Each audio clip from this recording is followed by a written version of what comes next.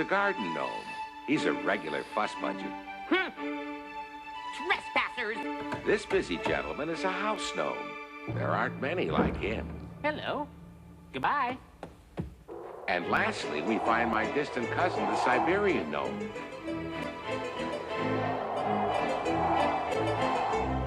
Something of a loner, I'm afraid.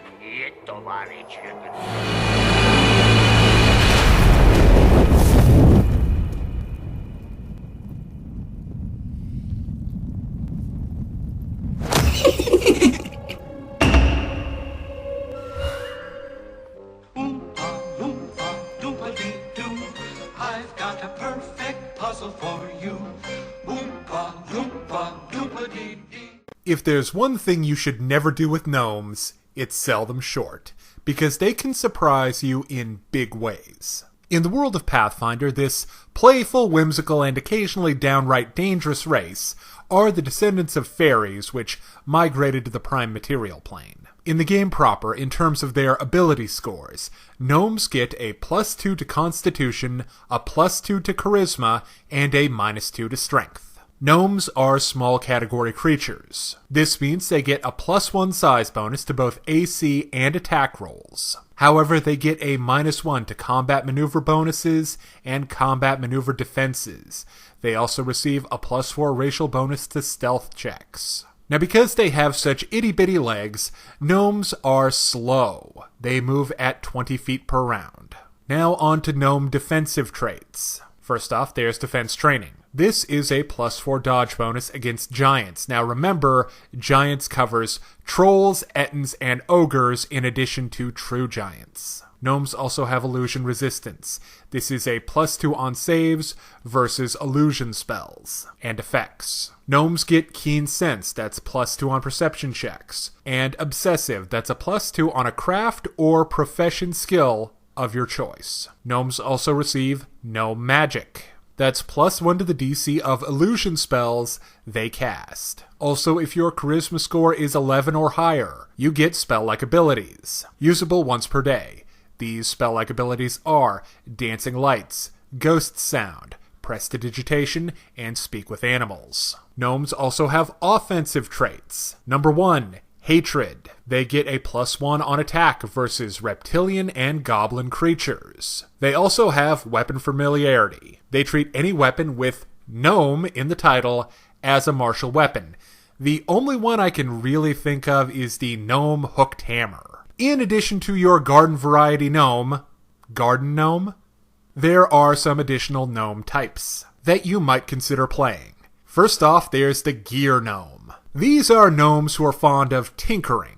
According to the fluff, gear gnomes typically live in clans and families of tinkering weirdos who build big, elaborate clockwork contraptions. I'm sure this always ends well for all involved. Should you play a gear gnome, you have alternative racial traits. First one is academic. You get a +1 on any knowledge score. This replaces obsessive. You also get Master Tinkerer. This gives you a +1 on disable device checks, and a +1 on knowledge engineering checks. Also, you are always treated as being proficient with any weapon you craft. This replaces defensive training and hatred. Next up, there are some fiery little customers called lava gnomes. They live in hot places, obviously. The lava gnomes' alternative racial traits are 1. Dark vision out to 60 feet.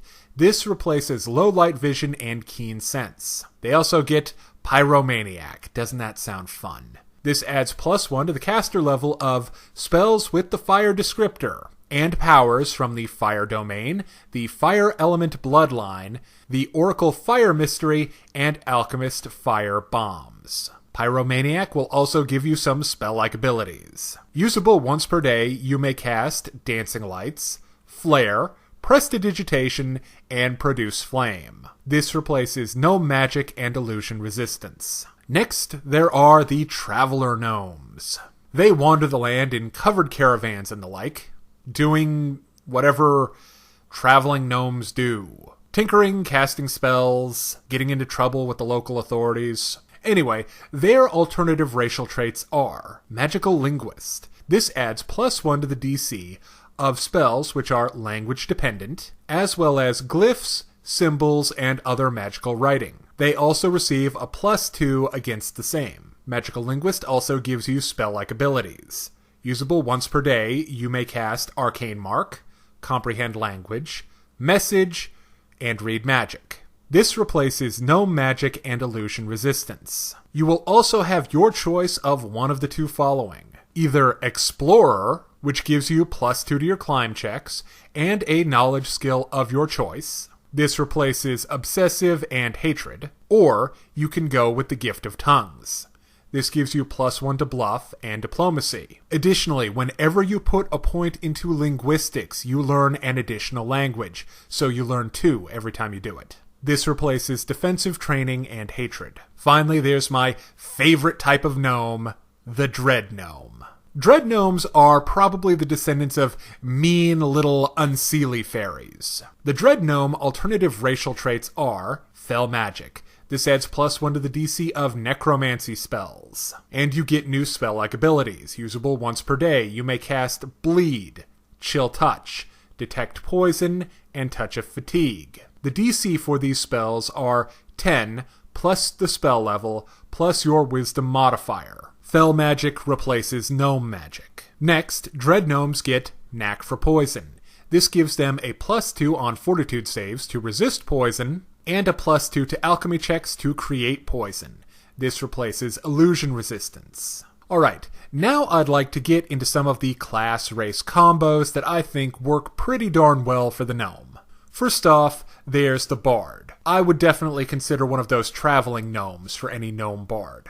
As you know, the Bard is a charisma-based class, and the constitution that the gnome gets a bonus to will definitely help you out in the thick of the fighting so you can stand your ground and keep your party inspired. The gnome favored class bonus for the Bard adds 1 additional round of bardic performance per level. I also like the Oracle for the gnome, as it's a charisma-based class. The Oracle favored class bonus for the gnome adds +1/2 your level to determine the effect of your Oracle Curse ability. Now, my favorite casting class for the gnome has to be Sorcerer. How I would build one would be a Dread Gnome with the Dark Fae bloodline. Dark Fae gives you bonuses to the DC of curses that you cast, and curses are necromancy spells, so that's a +2 to the DC, and then you can go into things like Spell Focus and Greater Spell Focus, and you can really just curse people. Teach them to call you short. If you go with a Sorcerer for your gnome, your favored class bonus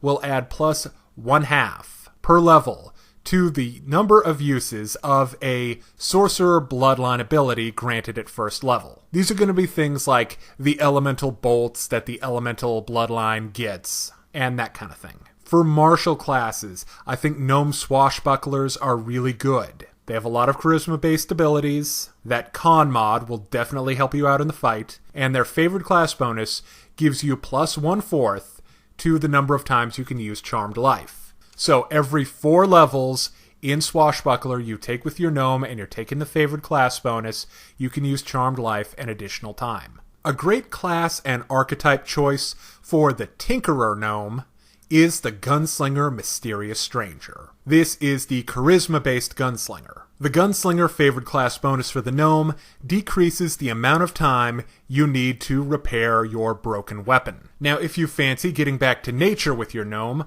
I would recommend the Druid Fae Speaker class. The Fae Speaker archetype is the charisma-based druid. The favored class bonus for gnome druids gives your animal companion energy resistance. Finally, another casting class I think is fantastic for the gnome is the Summoner. It's charisma-based, and every level you use the favored class bonus, your Eidolon gets +1 HP. Now let's look at some gnome racial feats. First one I like is Arcane School Spirit. This one's just a lot of fun. It's for wizards. How this feat works is you make a bluff check against an opponent. Basically, you're talking up how great the school of magic you've specialized in is. And if you succeed, they take a -2 penalty on the next spell from that school you cast. The next gnome feat that I enjoy is Breath of Experience.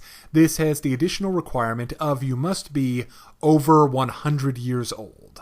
This gives you a +2 on all knowledge and profession checks, and you can make these checks untrained, because gosh darn it, you've done it all before. The gnome feat Casual Illusionist means that as long as you have at least one of your gnome magic spell-like abilities unused, you get a +2 on bluff, disguise, and sleight of hand checks. The gnome feat Effortless Trickery allows you to maintain concentration on an illusion as a swift action. The feat Extended Resistance allows a gnome to get a +2 on saves against spells from any school other than illusion, which you already get a +2 to. So, say for example you take, evocation. That would give you a +2 to your reflex saves. Finally, Gnome Weapon Focus gives you a +1 on attack rolls with a gnome weapon if you really want to master gnome martial arts. Now, I want to leave you with some ideas on places that you can look for more on gnomes and depictions of gnomes in pop culture. First off, the term gnome is a Renaissance Latin term. It appeared around the 1500s. In the alchemy of the day, gnomes were spirits associated with the earth. They are very dwarf-like in a lot of ways. There's many similarities between the two. But I would say that gnomes are also quite similar to a lot of other folklore-ish creatures, like elves, the Santa's Village version, brownies, which are little household fairies, and the famous Irish leprechauns. There are also gnome-like creatures in fairy tales, such as the elves and the shoemaker. That's an example of a benevolent, helpful version of gnome-like things, whereas Rumpelstiltskin would be kind of a more malevolent version. In many versions of the story Rumpelstiltskin, he's depicted as a short elf, goblin, or gnome-like creature. In terms of video games, League of Legends has a number of champions who are a lot like gnomes. These would be Lulu, Vhagar, and Poppy. In World of Warcraft, gnomes are just straight up a playable race. And a number of creatures in Legend of Zelda give me kind of a gnome-like vibe. These would be like the Skull Kids and the Kokiri. Finally, I have to recommend one of my favorite shows as a kid, David the Gnome. It's about this gnome living his gnome life. There are also the Oompa Loompas from Charlie and the Chocolate Factory, and, the Keebler guys. Live in a tree and make cookies. Nothing wrong with that. If you enjoyed this journey into the unknown, I'm sorry about the pun, and are interested in more class analysis and strategy guides for Pathfinder and D&D, check out D6damage right here on YouTube. Thank you for watching.